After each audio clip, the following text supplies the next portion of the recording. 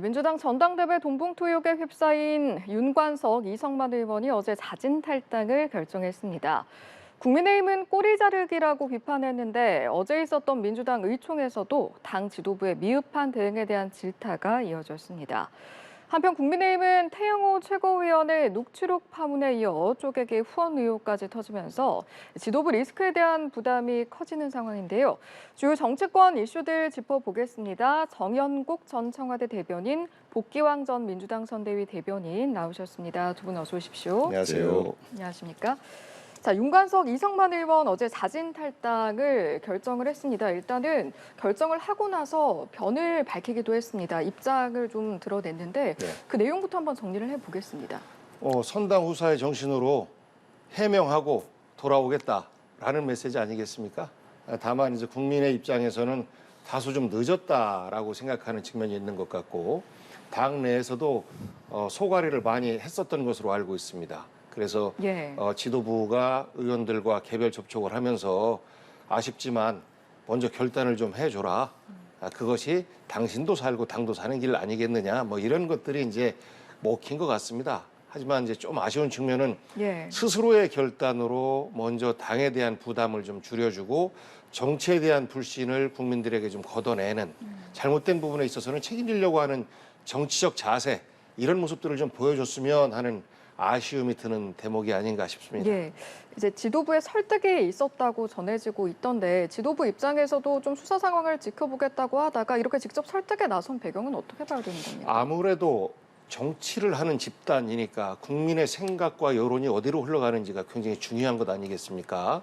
게다가 이 사건 같은 경우는 녹취록이 있어서 녹취록에서 해당 의원 2명의 이름과 목소리까지 이렇게 나오다 보니 간접적 증거가 있는 것 아니냐. 그것이 재판에서 직접 증거로 활용될 수 있을지 없을지는 차치하고라도 간접적 증거라도 일부 나온 것 아니냐라는 인식이 국민들에게도 이미 깔려 있기 때문에 그렇다면 국민들에게 스스로 책임지고 해결하려고 하는 이런 모습들을 보여주는 것이 필요하다라는 인식이 민주당 전체 내에서도 함께 깔려 있었고 그것을 좀 더 발빠르게 해결하지 못한 그런 부분에 대한 아쉬움은 있습니다만 늦었지만 다행스러운 결정이라고 생각합니다. 알겠습니다.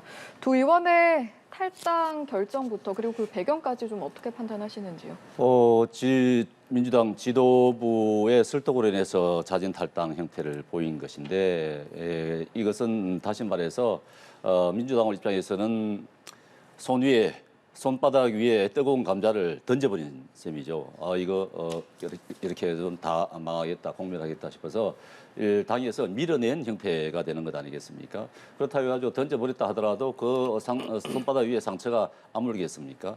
말하자면은 민주당은 이제 선을 긋겠다, 선긋기를 하자고 하는 것인데 탈당을 시키면서 우리 사람 아니다 하는 그런 모양새를 이제 보이려고 하는 것 같은데 앞으로 이제 이분들은 직접적으로 돈을 전달한 사람들이고 또 돈을 받은 사람들이 줄줄이 나오지 않겠습니까? 검찰 이제 수사 결과를 보면은 소환을 할 수밖에 없는 받은 사람도 처벌을 해야 되기 때문에 소환을 할 수밖에 없는 그런 상황이 보면은 민주당 내 의원들의 이름들이 줄줄이 거명이 될 것으로 예상이 됩니다. 그렇게 된다 그러면은 일단 이분들에 대해서 선긋기를 한다고 하더라도 앞으로는 그런 부분이 뭐 한계점에 도달할 것이고 뭐 계속해서 파장은 이어질 것이다 그렇게 봅니다.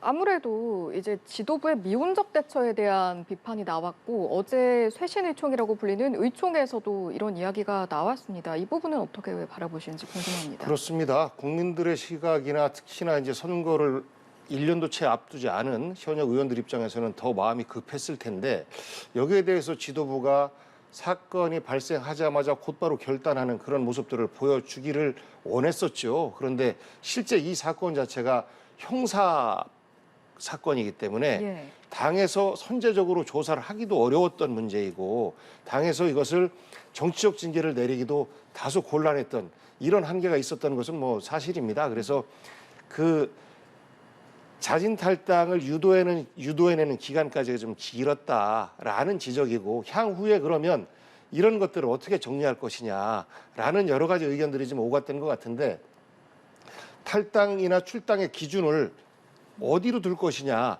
이것이 사실 그 칼로 딱 배는 것처럼 기준을 마련하기가 어려운 문제 아니겠습니까? 그래서 예. 그런 부분에 대한 인식은 같이 하면서도 향후에 이런 의혹이 생겼을 때는 정말 발빠르게 결단을 내리는 그런 지도부의 모습이 필요하다라는 어떤 요구 아니었나 싶습니다. 예. 이제 사실 어제 의총에서 이야기가 나오면서 지도부에 대한 비판이 나오고 말씀하신 기소된 의원의 출당 원칙과 기준이 뭐냐라는 이야기도 있었지만 이재명 대표의 사법 리스크 때문에 좀 강하게 대처하지 못한 게 아니냐 이런 이야기도 동시에 있었거든요. 뭐 그거는 반복적으로 일부 반명의 의원들이 반복적으로 하시는 말씀이기 때문에 그런 선상에서 이 문제를 풀려고 하면 결국은 이 문제를 기회로 해서 소 잃고 외양간이라도 고치면 다행입니다. 그런데 소 잃고 외양간도 고치지 못한다라고 하면 너무 허망한 것 아니겠습니까? 그래서 네. 민주당에서는 이번 사건을 크게 반성과 쇄신의 기회로 삼고 그러려면 이것을 서로 정치적 상대방을 공격하는 것이 아니라 이 기회에 나와 우리 당 그리고 우리 정치권을 어떻게 변화시킬 것이냐 이렇게 접근을 해야 되는데 지나치게 정치적 상대방에 대한 공격으로 이것을 좁혀가면 소 잃고 외양간도 고치지 못하는 결과가 나오지 않을까라는 우려를 합니다. 예. 의총에서 자체 진상조사단 미설치에 대한 이야기도 나왔어서 이제 뭐 상대당입니다만 보시기에 어떠신지 지금이라도 좀 조사를 해야 된다고 보십니까? 그 쪽에서 많은 얘기들이 나왔다고 하죠. 예. 뭐 이재명 대표가 앉아 있는 자리에서 굉장히 이 면박을 줄 수 있는 그런 얘기들을 많이 했던 것 같은데 그럴 수밖에 없는 것입니다. 비명계 입장에서는 굉장히 답답한 일이죠. 지금 뭐 이 검찰 수사를 두고 기획수사다, 또 야당 탄압이다 이렇게 또 얘기들 하는 것 아니겠습니까? 이것은 검찰 기획이 아니라 자체적으로 드러난 그런 사건인데도 불구하고 이 검찰 기획수사다, 야당 탄압이다 이렇게 몰고 가는 것은 사실상 민주당이 방향을 잘못 짚은 것 같고 내용 자체를 굉장히 호도하는 듯한 여론 조성을 그렇게 하려고 하는 의도가 있는 것 같은데 그건 바람직하지 않고 사실 자진 탈당도 그렇습니다. 이재명 대표가 자진 탈당하라고 이 의원들한테 말을 할 수가 있겠습니까? 그런 입장도 못 되는 것 아니겠습니까? 본인이 갖고 있는 그 혐의가 얼마나 많은 것이며 또 기소가 돼 있는 그런 상태인데 이 의원들한테 아직까지 이분들은 아직 기소도 되지 않았습니다. 조사도 받지 않은 사람입니다. 그런 사람 이런 분들한테 탈당을 하라. 탈당 나가줬으면 좋겠다. 이렇게 말을 이재명 대표가 할 수 있겠습니까? 그런 입장이 못 되는 것 아니겠습니까? 자기도 나가야 되는 것 아닙니까? 자기가 먼저 나갔어야 되는 거잖아요. 그렇기 때문에 지금 뭐 민주당 입장에서는 굉장히 곤혹스러운 상태이긴 합니다만은 그래도 자체적으로 이분들은 먼저 탈당을 시키고 자체적으로 어떤 원내대표가 바뀜으로 해서 쇄신하는 모습을 보이겠다 이런 모습을 보이는 것 같은데 예. 사실 그렇게 쉽지는 않을 것 같다. 제가 보기에는 그렇습니다. 자진 탈당을 하는 시점이 어제라고 봤을 때 박광원 원내대표 선출 이후 분위기가 바뀐 영향도 있는 겁니까, 그럼? 그것은 별로 영향을 미치지 않았을 것이라고 봐요.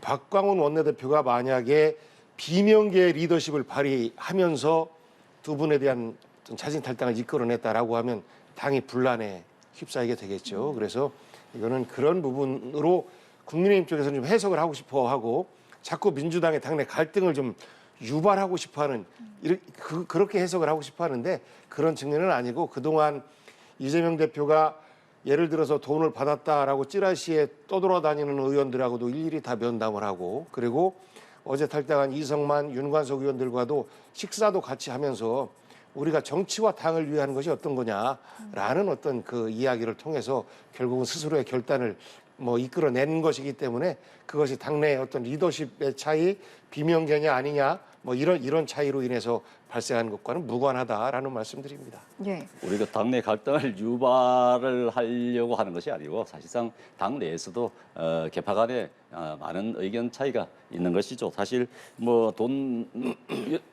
상식적으로 그렇지 않습니까? 돈을 받은 의원과 돈을 받지 않은 의원들 간에 돈 받지 않은 의원들 같은 경우는 얼마나 억울하겠습니까? 오해를 엄청 살 거 아니겠습니까? 지역구에서 그런 상황이기 때문에 어쨌든 빨리 정리가 됐으면 좋겠다고 하는 것이 돈을 받지 않은 의원들 아니겠습니까? 돈 받은 의원이라고 의혹을 받는 분들은 대부분 다 친명계 쪽 아니겠습니까? 송영길 쪽. 그렇기 때문에 이런 부분에 대해서는 이제 뭐 좀 더 지켜보면은 검찰 수사 과정에서 뭐 드러날 것입니다만은 민주당 입장에서는 좀 곤혹스럽게 생각이 될 것 같습니다. 네, 이제 정연국 대표님께서 계속해서 말씀을 하시는 것이 이번 두 의원의 자진 탈당이 리스크를 관리하는 차원에서 미리 민주당과 거리를 둔 게 아니냐 이런 취지로 지금 말씀을 하시는 그 분명한 것이죠. 민주당 입장에서는 빨리 탈당을 시켜서 민주당의 사건이 아니라고 하는 이미지를 국민들한테 좀 보여주고 싶은 그런 것이죠. 그렇지만 그게 되겠습니까? 이것은 이 사건은 민주당의 당 대표 전당대회에서 나온 얘기입니다. 그렇기 때문에 이것은 뭐 당 대표 전당대회에서 돈이 살포된 일인데 이 사람들을 탈당시킨다고 해서 돈 준 사람들 탈당시킨다고 해서 이 사건이 끝나겠습니까? 민주당하고 연결고리가 끝나는 것도 아니지 않습니까?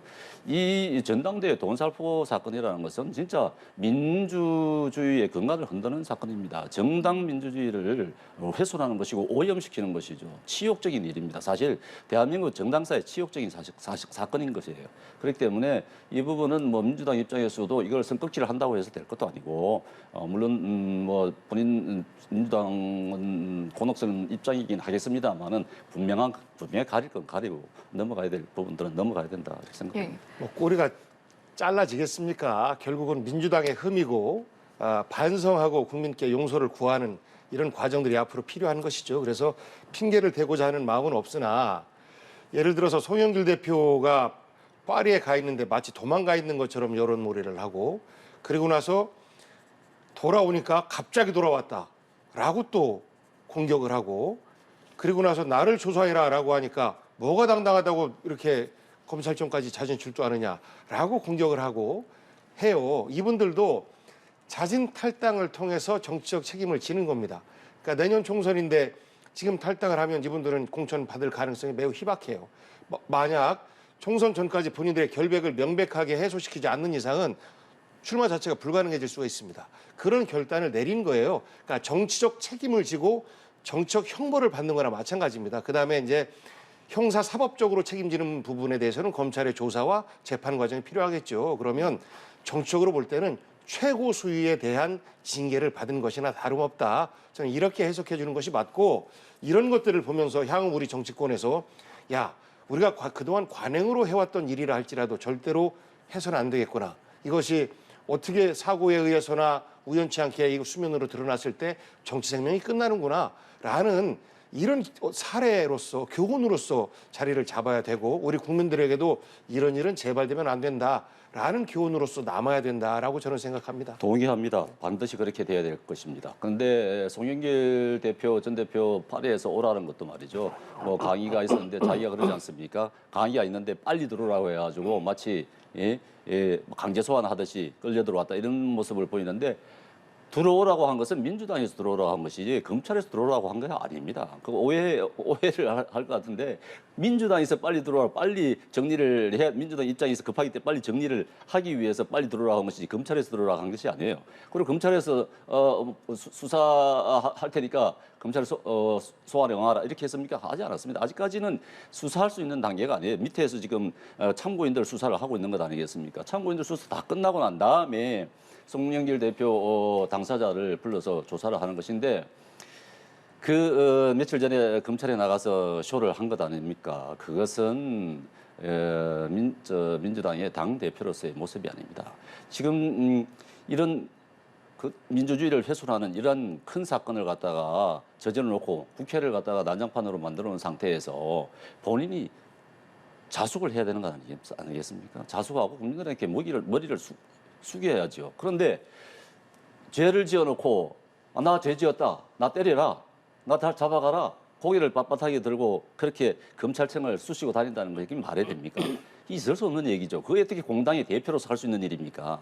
그러면서 나 휴대전화 제출했다. 임의로 내가 자질해서 제출했다. 예. 휴대전화 안에 싹 지워가지고 연락처 같은 거 내용도 다 지워버리고 초기화시켜서 제출했다는 건 아닙니까? 그런 꼼수를 쓰고 있다는 것 자체가 그거는 비난받아 마땅한 일입니다. 어떻게 공당의 당 대표를 지낸 분이 그런 식으로 합니까? 저는 검찰에 나가서 그렇게 액션을 취한 자체가 하나의 저는 그 관련자들에게 메시지를 주는 거라고 봅니다. 일종의 지령을 드렸다고 저는 봅니다. 말하자면은 돈 봉투를 나눠준 사람들, 받은 사람들 이런 게 전국에 흩어져 있는 것 아니겠습니까? 관련자들 수없이 많단 말이죠. 예. 그렇다 그러면은 이 본인이 검찰에 나가서 그런 이제 휴대전화를 말하자면은 다 초기화 시켜라. 뭐 어떻게 처리를 하라. 이런 정도의 메시지를 나는 전달했다고 봅니다. 잦은 술두를 네. 해서 기자회견을 분명하게 해서 본인이 그냥 예. 나가서 그렇게 아무런 목적 없이 나갔겠습니까? 저는 그렇게 나가요. 휴대전화 초기화 됐는지 확인 안 하셨잖아요. 초기화했다고 썰이잖아요. 그랬습니다. 검찰에서 확인 안 해주고 있잖아요. 그래서 저는 이런 것들을 계속해서 언론에 흘리는 것이 검찰이 민주당 관계자들에 대한 망신주기식 정치 수사다라고 볼 수밖에 없는 부분이에요. 송영길 실제 대표가 나온 거는 잠깐만 망신주기식으로 보이게끔 두 번이나 말씀하셨으니까 그 부분은 초기화 됐는지 안 됐는지 검찰도 명확하게 밝히지 않아요. 그런데 언론에만 흘리고 있습니다. 그리고 송영길 대표가 실제 죄를 지었는지 안 지었는지 정확하지 않아요. 다만 정치적 책임으로부터는 자유롭지 못합니다. 그거 다 인정합니다. 그런데 실제 사법적 처리가 될 만큼의 죄를 지었는지는 향후 수사 과정을 봐야 돼요. 그런데 지금 검찰의 수사 내용을 찔끔찔끔 흘리는 것은 그렇지 않다 보니 송영길 대표는 정치인으로서 지금까지 본인이 최선을 다해서 활동해왔고 깨끗하게 하려고 했는데 이런 일이 불거진 것에 대한 좀 분통이 터지겠죠. 그런 것에 대한 항변으로 봐야지 이거를 그렇게까지 우리가요. 정치적 사건이 터졌을 때 상대방을 조롱하고 비난합니다. 마치 나는 안 그랬던 것처럼. 저는 그런 자세로 우리가 정치권이 움직이면 결국은 국민들로부터 비판을 하는 쪽이나 비판을 당하는 쪽이나 결국 신뢰받지 못할 것이라고 생각해요. 아까 말씀드렸던 것처럼 지금 여러 가지 오해일 수도 있고 사건일 수도 있어요.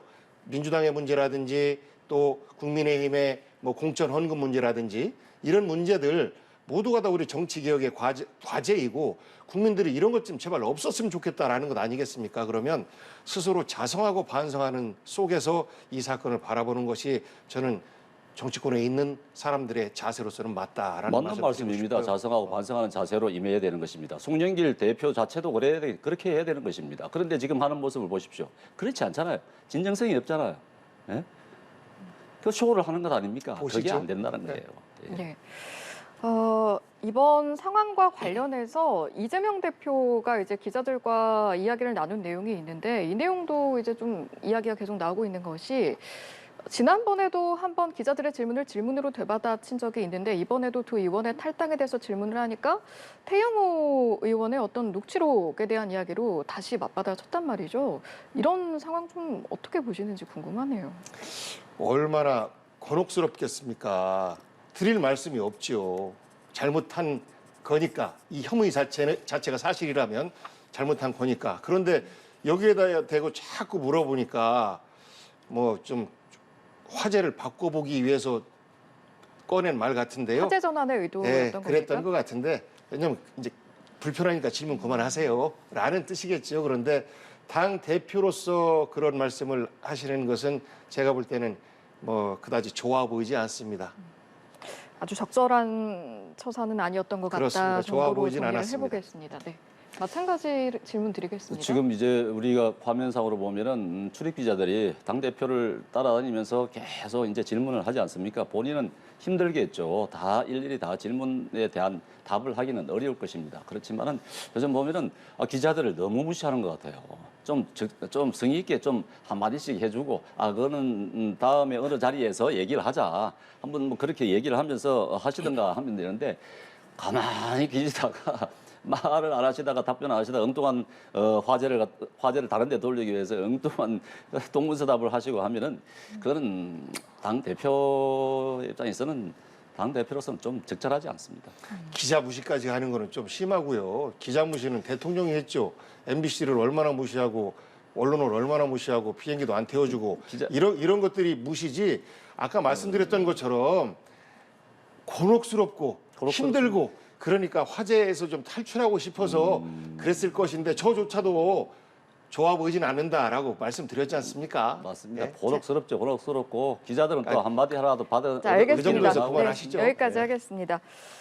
이런 상황에서 안민석 의원의 발언도 화제가 돼서 이 내용도 좀 다뤄보려고 하는데 이제 안민석 의원이 이번에 이런 돈봉투 의혹이 발생한 것 자체가 도덕적 해이 때문이고 그래서 이런 경우에는 좀 도덕성에 하자가 있으면 당원 자격을 박탈하자 이런 이야기를 했는데 혹시 그 내용 들으셨습니까? 들었습니다. 예. 들었는데 맞는 말씀을 하셨어요. 맞는 말씀 하셨는데 근데 왜 안민석 의원인가가 제가 좀 아쉬운 부분인데 안민석 의원 하면은 뭐 그 가짜 뉴스에 정말 생산하시는 대표적인 분 아니십니까? 그런 분이 말씀을 하셔서 그 참 무게가 좀 덜 실리는 부분이긴 합니다만은 말씀 자체는 내용은 정말 옳은 말씀을 하신 거죠. 어떤 분은 뭐 이재명 대표를 가리키는 것 아니냐 뭐 이런 얘기를 하는데 제가 보기에는 이재명 대표와 관련된 것도 있고 아닌 것도 있어서 전체적인 전반적인 얘기를 하신 거 아닌가 해석을 하고 싶어요. 예. 뭐 여야를 떠나서 다 뭐 우리 정치권에 대해서 그런 올바른 방향으로 개혁을 할 수 있는 그런 계기로 삼자 뭐 그런 방향으로 말씀하신 거라고 좋게 해석하면 그렇습니다. 예. 그런데 어떤 부분들은 이제 어떤 분은 이재명 대표 당내에서 이재명 대표를 지칭해서 말씀하신 거 아닌가 이렇게 말씀들을 하시던데 왜 그렇게 어쨌든 해석을 하는 거죠? 내용은 좋습니다. 예. 내용은 왜 그렇게 예. 해석을 했다고 보세요? 뭐 본인들 입장에서도 이제 당내에서 여러 가지 의견들을 좀 상충이 되지 않습니까? 뭐 다양한 얘기들이 나오다 보니까 자기들도 이제 민주당 내에서 올바른 쇄신책을 찾자고 하는 그런 의미에서 말씀을 하신 것 같은데 예. 또 정리할 부분 또 문제가 되신 분들은 또 정리가 돼야 되는 부분들이 있고 하니까 그 부분들을 강조하시면서 쇄신하는 계기로 삼자고 말씀하신 것 같아요. 안민석 의원이 친명으로 분류되는 의원이긴 한데 이제 이런 발언이 나오면서 여당에서는 이제 말씀하신 것처럼 이재명 대표 겨냥한 거 아니냐 이런 해석이 나오기도 했습니다. 그러니까 지극히 상식적인 일반론을 얘기한 거예요. 안민석 의원이 5선을 하면서 검찰이 안민석 정치자금 조작을 하려고까지 시도했었던 것이 다 밝혀졌었거든요. 그런데 그 검찰에 대한 징계는 없죠.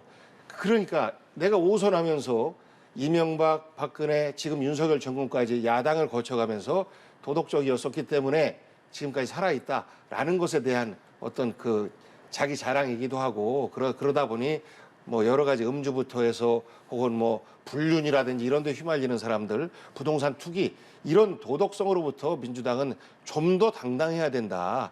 이런 일반론을 얘기하는 건데 뭐 이재명 대표가 과거 이제 그 정치를 하기 한참 전에 시민사회 활동을 할 때 이제 음주 전력이 한 번이 있거든요. 예. 그거에 대해서 뭐 핑계를 대려고 하지도 않고 이미 그거는 뭐 한 거의 30년 전 일인데 그거를 콕 집어서 이재명에 대한 공격이다라고 또 비아냥거리시던데 그다지 좋아 보이지 않습니다. 민주당에서는 음주 관련해서 10년 이내 2회는 이미 아웃이고 15년 내 3회 아웃 그리고 윤창호법 제정된 이후로는 완아웃 이런 그 한 번만 있어도 아예 공천을 안 주는 예. 이런 제도를 이미 시행하고 있다라는 말씀드립니다. 예.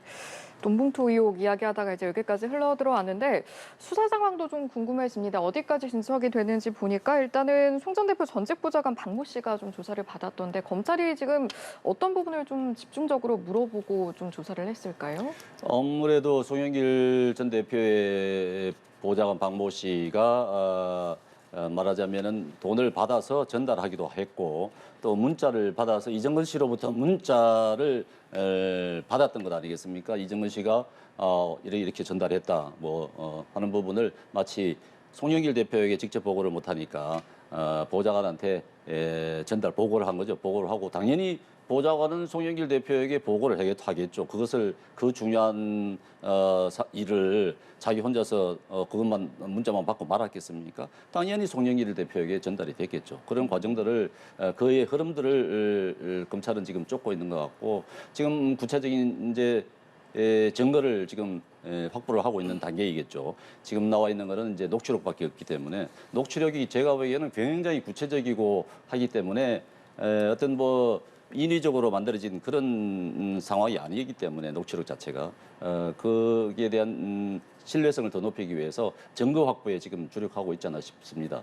예. 이제 앞으로는 이제 굉장히 속도가 빨리 진행되는 것 같아요. 검찰 수사가 참고인들을 주변 참고인들은 다 지금 빠른 속도로 지금 불러서 조사를 하고 있기 때문에 관련은 이제 송영길 대표를 비롯해서 뭐 관련 민주당 의원들이 이제 소환의 대상이 되겠죠. 예. 이제 수사 상황이 좀 빠르게 진척이 되고 있다라고 말씀을 하셨는데 검찰이 이제 수사에 나서면서 처음부터 말했던 것이 뭐 조달자, 전달자, 그다음에 수수자까지 확대를 하겠다라고 했습니다. 지금 윤관석, 이성만 두 의원이 자진 탈당을 결정을 한 건데 이제 만약에 수수자까지 점점 수사 범위가 넓혀진다라고 했을 때 이런 정치적 책임에 대한 부분, 민주당에서는 좀 앞으로 어떻게 다뤄나가야 한다라고 방향성을 잡고 있는 게 있을까요? 관련된 사람들이 있다라면 그 부분은 정치적 책임을 묻는 것이 당연하고 본인 스스로가 고백을 했으면 좋겠다라는 의견들도 많이 나오고 있습니다. 현재 뭐 거론되는 10명이냐 20명이냐 뭐 찌라시의 명단이 이렇게 돌아다니기도 한다고 하는데 근데 이 사건의 실체를 밝히기가 굉장히 어려운 거예요. 녹취 이외에 구체적 증거는 전혀 없습니다. 그러니까 그러면 이성만 윤관석 의원이 내가 누구로부터 얼마를 받아서 누구에게 얼마를 주었다라는 이야기가 나와야 되거든요. 지금 강래구 그 회장에 대해서 구속영장도 기각이 됐어요. 그만큼 이 사건 자체에 대한 실체를 밝히기가 어려운 문제이고 그래서 사건이 진행되면서 사건의 어떤 진상이 밝혀지면 해당되는 돈을 만들어줬든 혹은 돈을 받았든 간에 관계자들 모두가 다 그 형사적 책임, 정치적 책임을 피하기는 어렵고 아까 말씀드렸던 것처럼 이 기회에 정당 민주주의를 좀 더 맑고 투명하게 만드는 이런 기회로 삼아야 된다라는 것이 현재 민주당의 공통된 정서입니다. 알겠습니다. 그렇습니다. 정당 민주주의 발전의 계기로 삼아야 되는 부분이기 때문에 이 사건이 더 투명하고 명백하게 규명이 돼야 되는 것입니다. 말하자면은 송영길 대표 쪽도 그렇고 관련자들이 증거인멸을 지금 하고 있다는 것 아닙니까? 말하자면은 송영길 대표의 개인 후원 단체 같은 경우에 뭐 PC를 다 초기화시켜 없앴다든가 뭐 이런 내용들이 흘러나오고 있단 말이죠. 관련자들이 증거인멸을 할 것이 아니고 좀 수사에 협조를 해서 정말 부패는 도려내고 정말 한국 정당 정치 발전사에 한 기여가 되는 그런 계기가 될 수 있게끔 만들었으면 좋겠습니다. 알겠습니다.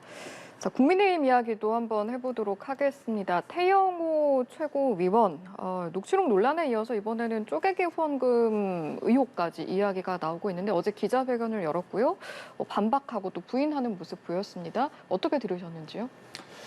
예, 태영호 의원이 기자회견하는 모습도 보고 내용들을 들어봤는데 사실 본인은 뭐 억울하다고 할지는 모르겠습니다만은 우리 당의 입장에서는 태영호 의원에 대해서 강력한 뭐 징계가 필요할 수밖에 없다고 생각이 됩니다. 왜냐하면은 지금 뭐 여러 가지 의혹들에 대해서 말하자면 이제 뭐 쪼개기 후원 의혹에다가 앞서 이제 보좌관 녹취록 의혹이 나온 것 아니겠습니까? 이제 계속 지속적으로 나오다 보니까는 본인은 이거 어떤 뭐 음해성 전략 기획이 있는 거 아니냐 이렇게 주장도 하고 계시는데 제가 생각하기에는 가장 중요한 것이 그 의원실 내에서 의원과 보좌관이 나눈 대화가 녹음이 돼서 그 녹취록이 밖으로 흘러나왔다. 야, 그건 있을 수 없는 얘기입니다. 그걸 어떻게 자기 식구들 간에 나눈 대화가 어떻게 녹음이 돼서 흘러나오겠습니까? 그거는 있을 수 없는 얘기고 지금 또 이제 가장 중요한 것이 이제 이진복 수석이 공천과 관련해서 얘기를 나누면서 태 의원에게 지원을 요청했다 이런 부분인데 이진복 수석도 아니라고 얘기하고 태영호 의원도 아니라고 얘기하지 않습니까? 태영호 의원은 자기가 좀 거짓말을 보태서 보좌관들에게 공천과 관련해서 안심을 시키기 위해서 얘기를 했다 이렇게 얘기를 하거든요. 그렇기 때문에 지금 사실관계가 두 분의 얘기가 어땠는지는 있었는지 없었는지는 정확하게 알 수가 없는 그런 상황입니다만은 지금까지 나온 걸로 봤을 때는 이진복 수석도 그런 얘기 공천 관련된 얘기는 전혀 하지 않았다는 얘기고 태영호 의원도 그렇게 하지 않았다는 얘기이기 때문에 유추를 해보면 그렇습니다. 태영호 의원이 이준석 수석과 대화는 있었는데 공천과 관련된 사적으로 대화는 있을 수도 있고 또 나중에 또 한일 정상회담과 관련해서도 사적으로 얘기를 할 수 있을 겁니다. 근데 그거를 합쳐서 보좌관들한테 설명을 할 때 그런 부분이 좀 와전됐을 수도 있을 것이라 생각이 되는데 정확한 내용 자체는 지금 두 사람만 알겠습니다만은 예. 알 수 없습니다만은 어쨌든 이런 무리를 일으키고 있는 데 대해서는 본인이 엄중한 책임을 져야 된다고 봅니다. 자진 사퇴 이야기도 나오는 것 같은데 당내에서 이 부분은 좀 어떤 의견 가지고 계신지요? 자진 사퇴 지금 이제 태영호 의원이 이제 윤리위에 당대표께서 이제 윤리위 징계 절차가 개시가 됐죠. 예. 붙였지 않습니까? 그렇기 때문에 윤리위의 결과를 한번 봐야 될 것 같습니다. 윤리위의 결과를 보고 그다음에 이제 다음 수순이 진행이 돼야 되지 않을까 싶습니다. 예. 들으셨는지요? 기자회견 내용? 네. 어떠셨습니까? 국민의힘을 무조건 변호하고 옹호하는 김병민 최고위원조차도 잘못된 거다라고 얘기를 하더라고요. 그런 정도로 정말 잘못된 기자회견이었다. 태영호를 집단 린치하고 있다라고 표현을 하던데 누가 집단 린치를 하고 있는지 모르겠어요. 본인 스스로의 잘못이 그만큼 많은 건데 그 잘못을 국민의힘과 혹은 또 야당에서 본인에 대한 린치를 가하고 있다 이렇게 주장을 하는 건데요. 일일이 세려고 해도 세기가 어려울 정도로 잘못이 많습니다. 경선에서의 최고위원 당선을 위해서 사실상 일종의 이념 자극을 했어요. 4.3에 대한 폄훼를 하면서 극보수들의 표를 받아가지고 최고위원 당선이 됐단 말이죠. 그거 아주 잘못된 겁니다. 우리 정치와 역사를 훼손하는 거예요. 아주 잘못된 거예요. 그다음에 김구 선생에 대해서도 아주 모욕적인 말을 했습니다. 그리고 민주당에 대해서도 JMS라는 표현을 쓰면서 당을 모욕을 줬어요. 그리고 또 용산 관련해서 본인은 핑계를 대고 있다. 아니다. 내가 과장했다. 결국은 제가 거짓말 시킨 거예요. 라고 모면을 하려고 하는데 상식이 있는 많은 사람들, 예를 들어서 유승민 의원 같은 경우에도 그런 얘기가 사실일 가능성이 매우 높다라고 하는 거잖아요. 그러면서 하는 이야기가 박근혜 정부 때 그 공천 개입 의혹으로 해서 당시에 윤석열 검찰이 4년 구형을 했고 법원이 2년 실형을 때렸다라는 이야기까지 하고 있어요. 그러면 이것이 100번 양보해서 윤석열 대통령과의 교감 없이 정무수석 스스로 한 것이다라고 할지라도 그 정무수석과 대통령실이 책임으로부터 면하기 어려운 거거든요. 그런데 이 문제가 또 다른 증거가 좀 나와서 실제 밝혀지면 정말 정무수석 같은 경우에는 큰 책임을 면키 어렵게 되는 이런 어마어마한 사건입니다. 그리고 이런 사건이 발생됐을 때 검찰은 즉각적으로 수사에 들어가야 돼요. 왜냐하면 내년 총선이 불과 1년도 안 남았기 때문에 그런 가능성이 있고 총선의 민심이 왜곡될 수 있는 가능성이 있는 것에 대해서는 검찰이 눈치 보지 말고 수사를 해야 되는데 안 해요. 그렇기 때문에 검찰이 기울어져 있다. 권력 편향적이다. 이런 비판을 받고 있는 겁니다. 그리고 마지막으로 나온 것이 쪼개기 후원금입니다.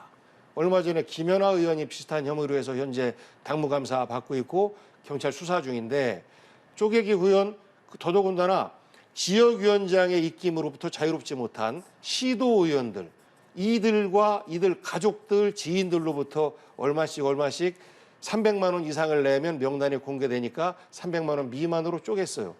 나온 혐의는 굉장히 좀 매우 안 좋은 매우 저질적인 행태입니다. 그래서 이런 것들에 대해서 저는 국민의힘에서 한 개인의 일탈이다 이렇게 하지 말고 함께 반성했으면 좋겠어요. 공천원금과 관련해서는 사실상 국민의힘에서만 나오고 있거든요. 그리고 제가 알고 있는 가까운 지역, 우리 지역에서도 공천은 헌금은 아니지만 어쨌거나 후원금을 시도의원으로부터 받았다가 문제가 되니까 돌려주는 이런 일들이 있었어요. 그것도 국민의힘 의원이었습니다. 그러면 이런 것들은 정말 태영호 의원에 대한 징계는 징계대로 가지만 우리 정치 자체가 모두가 다 바꿔야 될 것이고 그런 풍토가 국민의힘 내에 있다면 빨리 뿌리 뽑아야 되는 것이다라는 말씀 좀 드리고 싶어요. 예, 공천을 매개로 한 동거래, 또 공천을 전제로 한 후원금, 이런 부분은 분명히 뿌리 뽑아야 되는 부분 맞습니다. 당연히 없어져야 되는 것이고 예. 또 쪼개기 후원 이런 부분도 불합리한 부분을 반드시 사라져야 되는 것은 맞습니다. 그리고 이런 데에 대해서 우리 당내에서 철저하게 조사를 해서 만약에 사실관계가 드러난다 그러면은 엄정하게 징계를 해야 되는 게 맞습니다. 예. 그 부분에 대해서 100% 동의를 하고요.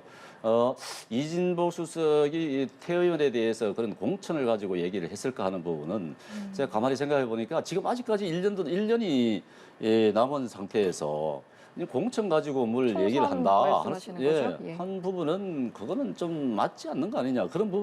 그런 얘기를 할 수가 없어요. 지금 어떻게 그런 얘기를 할 것이며 완전 설사 이진복 수석이 공천 관련해서 얘기를 했다는들 자기가 지킬 수 있겠습니까? 지금 아직 1년이나 남은 상황이기 때문에 그런 얘기가 오갔을까? 그렇기 때문에 이 부분은 좀 와전이 된 부분도 있겠다 하는 생각이 들어요. 그렇지만 태 의원은 그 부분 어쨌든 간에 이 사태가 가볍지 않은 부분이고 본인의 지금 행동도 그렇게 썩 바람직한 부분이 아니기 때문에 징계를 받아야 된다는 것은 어떤 처벌을 받아야 된다는 것은 예. 맞다고 봅니다. 민주당에서는 보니까 수사해야 된다 이런 이야기까지 나오는 것 같던데 국민의힘 입장에서는 어떻게 지금 바라보세요? 수사 단계에 들어갈 만한 그런 내용은 아닌 것 같고요. 두 사람의 관계에 어떤 대화가 있었는지는 모르겠습니다만 정확하게 모르지 않습니까? 그렇기 때문에 지금 드러난 것이 그냥 태 의원이 이 보좌관들하고 있었던 그런 회의 내용인데 그 부분을 가지고 수사를 시작한다. 필요하면 해야 되겠지만 아직 그런 단계는 아닌 것으로 보입니다. 예. 대통령실이 여당 정당의 공천에 개입하는 것 자체는 매우 중대한 범죄입니다. 우리 정치를 왜곡하는 것이기 때문에 그렇습니다. 그래서 이거는 검찰이 자동 개입해서 수사를 해야 된다라는 것이 일반적인 의견이에요. 그런데 이게 진행되지 않고 있으니까 비록 현재로서는 확실한 증거는 확보되지 않았겠죠. 전원 태영호 의원이 들은 말을 녹음한 것 이제 이것인데 그렇게 되면 마찬가지로 녹취록에 관련된 수사를 야당은 하고 있는 것 아니겠습니까? 빨리 진행해야죠. 그래서 이러한 것이 두 번 다시 반복되지 않도록 권력이 정당과 정치에 부당하게 개입하는 이런 일들에 대해서는 우리가 바꿔내야 됩니다. 그게 대한민국의 민주주의 발전을 위해서 반드시 해야 될 일입니다. 자, 민주당 입장에서는 수사로까지 좀 이걸 해결을 해야 된다라는 입장인 거고 국민의힘이 이번 사안에 대해서 어떻게 대응을 하고 있는지를 보면 일단은 김기현 대표가 녹취록 건도 함께 합쳐가지고 윤리위에 예, 이제 당연히 수사 해야 되겠죠. 요청을 했습니다. 예. 근데 쪼개기 후원 의혹은 또 빠졌고요. 조계기 후원 의혹에 대해서는 이제 어제 보도가 나온 것 예. 같아요. 그러니까 보도 내용 가지고만 지금 할 수 없는 그런 상황이지 않을까 싶습니다. 만약에 그게 좀 더 구체적으로 나온다 그러면 그것도 당연히 또 병합을 시켜야 되겠죠. 징계 윤리위에서 그 부분도 당연히 들여다봐야 되겠죠. 그러면 이번 녹취록 사안까지 더해진 상황에서 징계 수위 좀 어느 정도로 판단을 하시나요? 제가 보기에는 많이 높아질 것 같다 하는 생각이 중징계 그 듭니다. 이상까지. 예, 많이 높아질 것 같습니다. 예. 많이 그 높다면 어느 정도일까요? 개인적인 생각입니다만 예. 많이 높아질 수밖에 없을 것 같습니다. 이거는 우리 당의 또 개혁적인 또 혁신적인 모습을 보여야 되는 그런 상황이고 하기 때문에 이런 가볍게 전혀 가볍다고는 생각할 수 없는 부분이기 때문에 지금 탈당을 시킨다든가 자진 사퇴를 시킨다든가 이런 부분까지는 얘기는 하기는 좀 그렇습니다만은 윤리위가 제가 보기에는 윤리위에서 굉장히 국민의 눈높이에 합당한 결론을 내리지 않을까 싶습니다. 저는 개인적으로는 국민의 눈높이보다 높은 수위의 징계를 한다 그러면은 그래야만 국민이 좀 우리 국민의힘이 많이 달라지는구나, 혁신을 하려고 하는구나 하는 모습이 전달될 되기 때문에 저는 항상 이런 부분에 있어서 징계에 있어서는 과감하게 해야 된다 그렇게 생각합니다. 네. 어느 정도가 돼야 적절한 수위일까요? 태영호 의원이 아마 이진복 정무수석과 대화한 그 내용만 유출이 안 됐다라고 하면 징계가 됐을까? 됐더라도 경고 정도 아주 낮은 수준의 징계가 됐을 텐데 결국은 이 사건 자체가 워낙 큰 사건이다 보니 국민적 파장이 크다 보니까 꼬리 자르기식의 은폐 시도를 국민의힘에서 할 가능성이 매우 높다. 그래서 그를 위해서라도 징계 수위가 예정됐던 것보다 많이 높아질 가능성을 배제할 수가 없을 것 같아요. 그러면 같이 올라가는 김재원 의원은 어떻게 하느냐? 마찬가지로 태영 의원과 비교해서 크게 다르지 않거든요. 그러니까 예. 이진복 정무수석과 관련된 것은 용산 대통령실이 문제지 태영 의원은 큰 문제가 아니에요. 이거는 징계감이 아닙니다. 들은 이야기를 전한 거니까. 근데 김재원 의원은 그러면 예. 예, 먼저 말씀하시죠.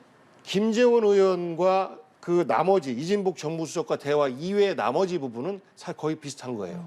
그 수위가. 그래서 정치적인 징계를 준다라고 하면 태영호, 김재원 동시에 같이 가야 되는데 그 부분에 있어서의 아마 국민의힘 그 윤리위에 고충이 있을 것 같습니다. 김재원 최고위원은 지금 징계 반대 서명서가 제출이 됐는데 2만 명 정도가 제출을 했다고 하죠. 예, 물론 징계 반대 서명 지지자들이 냈던 것 같아요. 냈던 것 같은데, 물론 반영은 하지 않을 수 없는 입장이긴 할 겁니다. 그렇지만 윤리위에서는 객관적인 입장에서 심사를 하지 않을까 싶습니다. 예. 그러니까 그 서명서를 제출하면서 이야기를 한 게 김재원 최고위원 징계를 하면 비대위 체제로 가게 되지 않느냐. 태영호 최고위원도 징계를 받고 김재원 최고위원도 징계를 받고 이런 부분에 대한 걱정인 건데요. 그런 부분 비대위 체제 이런 얘기들이 계속 나오는데 민주당에서 흘리는 것 같습니다. 그게는 그렇지 않고요. 이거는 복현 대변인께서 말씀을 해주셨잖아요. 어지간히 걸고 넘어지세요. 지금 그런 얘기가 나온다는 게 김기현 대표 지금 출범한 지가 지금 한 달입니다. 한 달. 그런데 지금 그런 얘기가 나온다는 것 자체가 잘못된 것이죠. 그 사회자가 말씀하신 거고요. 비대위 체제는 제가 말씀드린 게 아니고, 근데 선출직 최고위원 4명이 거류됐을 때 비대위 체제로 간다라고 하는 것으로 지난번에 그 당규가 정리가 됐지 않습니까? 그래서 태영호, 김재원 2분 정도의 어떤 그 징계를 당원권을 박탈해도 저는 비대위로 갈 일은 없고 예. 어렵게 김기현 대표 만들어서 용산에서 공천 개입할 수 있는 통로를 만들어 놨으니까 저는 그 2분 징계하고 나머지는 잘 유지하지 않을까 싶습니다. 예, 여기까지 듣고 마무리하겠습니다. 두 분 고맙습니다. 고맙습니다.